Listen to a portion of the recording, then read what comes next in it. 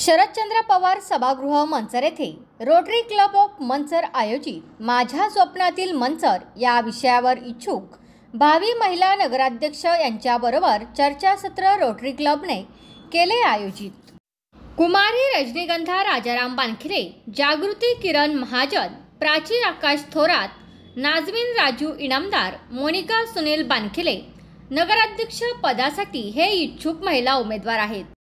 मंचर शहराची अत्यंत एक गरज आहे चांगली गार्डनची, जिथे छान खेळता येईल, बागडता येईल।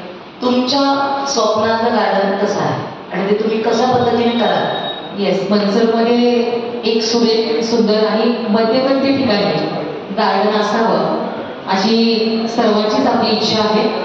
आणि या गार्डनमध्ये एक उपक्रम राबवता येईल, समस्त मंचरकरांच्या सहभागातून उपक्रम राबवता येईल। आपण पाहतो की आपल्या घरामध्ये एखाद्या चिमुकल्याचा वाढदिवस असतो, तर आपण अवघ्या पद्धतीने वाढदिवस साजरा करतो। तर माझी इच्छा आहे की त्या गार्डनमध्ये एक ठराविक तो पाठ असा असेल की आपल्या परिवारातील आपल्या आईचा असेल वाढदिवस किंवा वडिलांचा वाढदिवस असेल किंवा चिरंजीवाचा वाढदिवस असेल, तर त्या दिवशी सुरेखसर झाड त्या ठिकाणी आणून त्या गार्डनमध्ये लावलं जाईल। आता बाकीची खेळणी वगैरे ते तर गार्डनमध्ये राहतातच, परंतु लोकसंख्येच्या मनाची गार्डन मोठी असावी, हिरवीगार असावी, स्वच्छ असावी, सुंदर असावी आणि तिथे आलेला प्रत्येक नागरिक तिथले जे क्षण आहेत ते क्षण तो आनंदाने आणि शांततेत घालवू शकेल अशी गार्डनची रचना असावी। असं तुमच्या स्वप्नातलं गार्डन आहे जे तुम्ही नगराध्यक्ष झाल्यानंतर ते तुम्ही करू इच्छिता।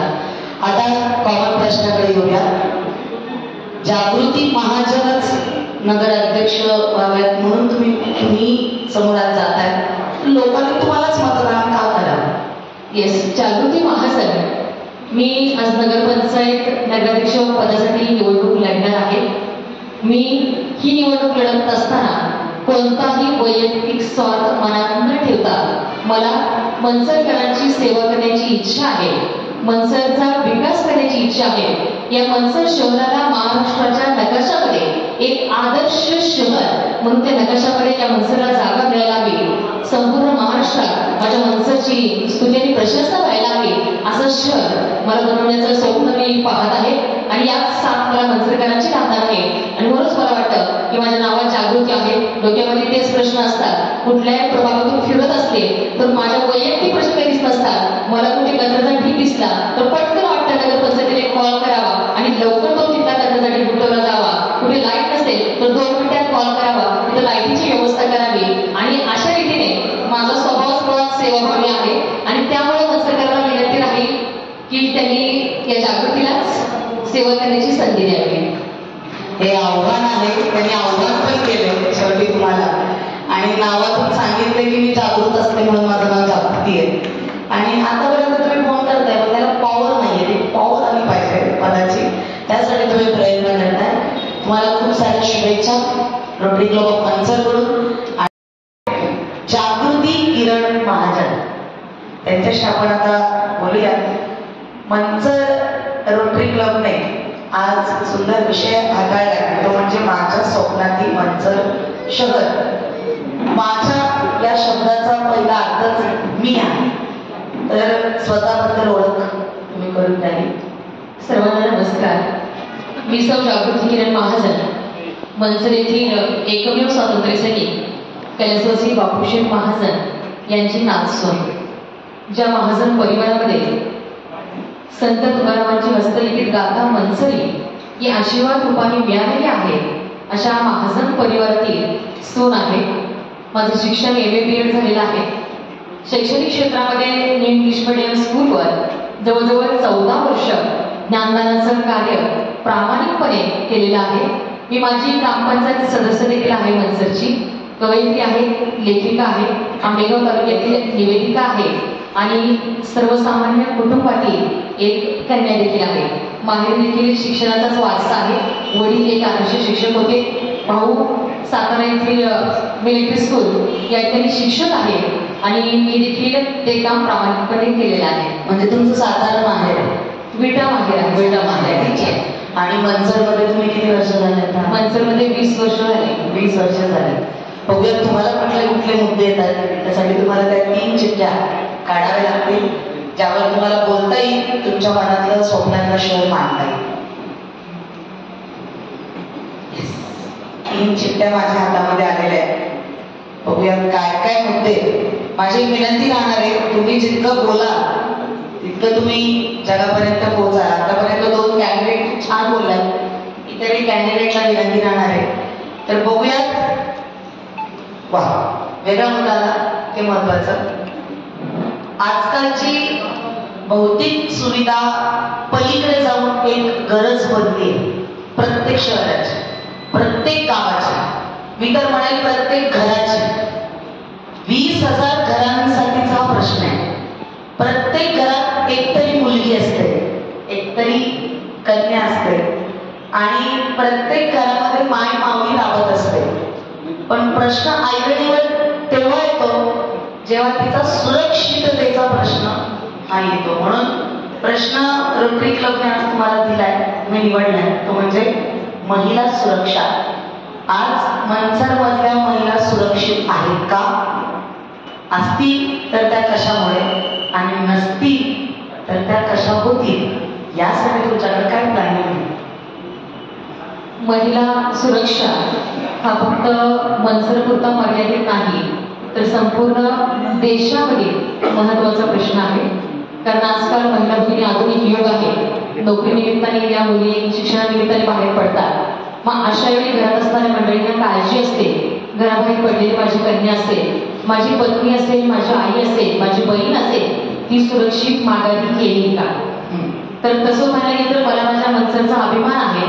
कारण बऱ्याच प्रमाणावर सांगता येईल मला की येथील माता भगिनी आम्ही सुरक्षित आहोत. कारण आज 20 वर्ष झाली मी पाहतीये, खऱ्या अर्थाने येथील जे नागरिक आहेत ते नागरिक सुज्ञ नागरिक आहेत.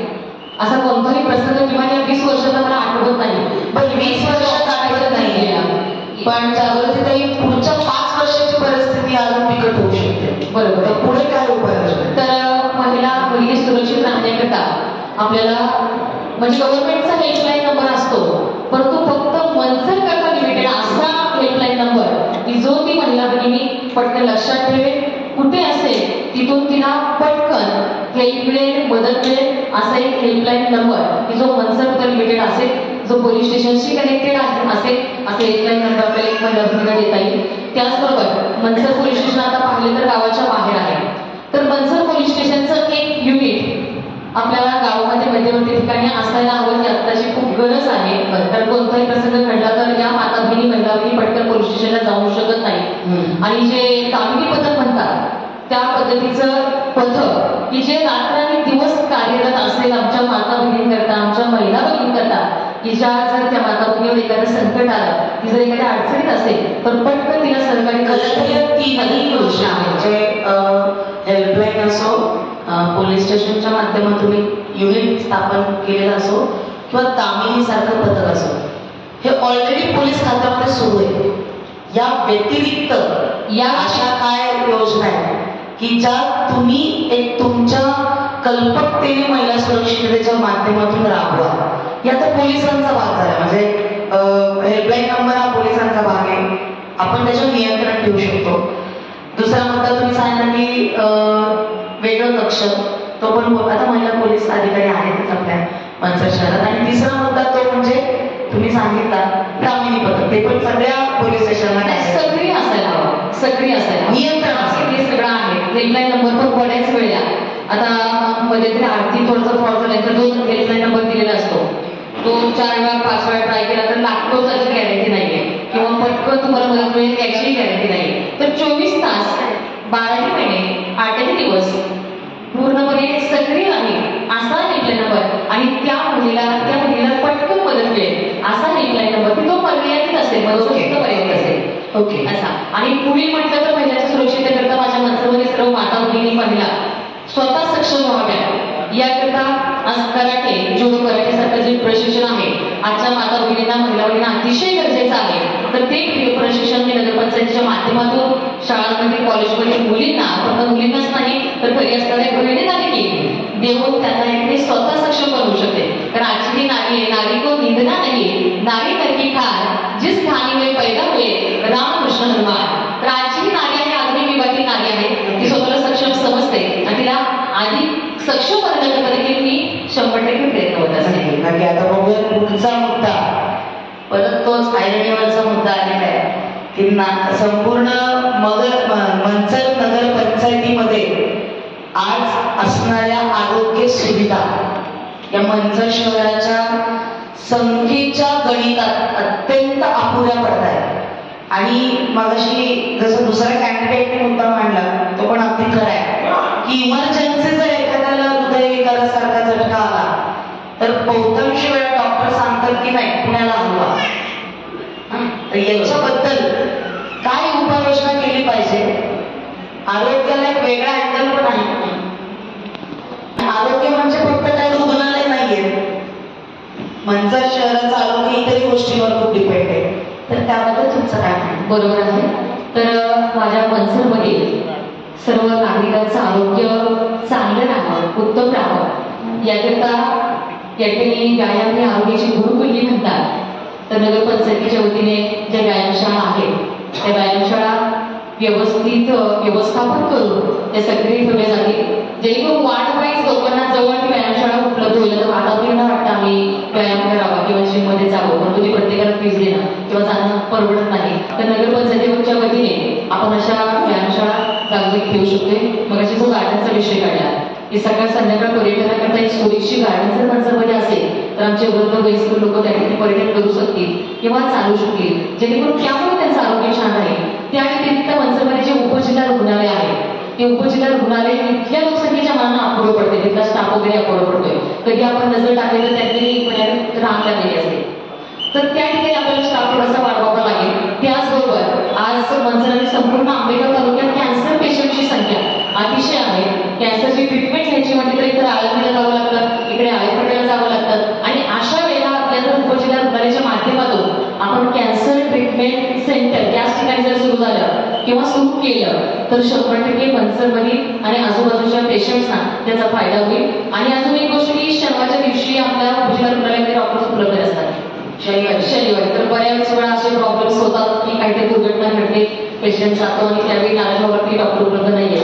तर शनिवार देखील म्हणजे आठवड्याचे 7 दिवस आणि 24 तास त्या ठिकाणी रोटेशन पद्धतीने स्टाफ असावा उपलब्ध, डॉक्टर्स उपलब्ध असावे असा प्रयत्न माझा असेल की जेणेकरून माझ्या मंचरकरांचं आरोग्य चांगलं राहील. आता आपण तिसरा मुद्दा बघूया. तुमचा फ्लॅट, घर, बंगला, व्यापारी गाडे, दुकान, जागा, शेतजमीन, प्लॉट्स विकायचे आहेत का? विकायचे असतील तर आजच आमच्याशी संपर्क साधा. स्थावर मालमत्ता खरेदी विक्रीसाठी आंबेगाव तालुक्यातील विश्वसनीय नाव म्हणजे सीता प्रॉपर्टीज. आमची वैशिष्ट्ये: जलद व्यवहार, तुमच्या प्रॉपर्टीजची योग्य किंमत, मालक व ग्राहक यांच्यात समोरासमोर पारदर्शक व्यवहार. आमचा संपर्क 7972 82 24 33 व 80 10 25 09 54.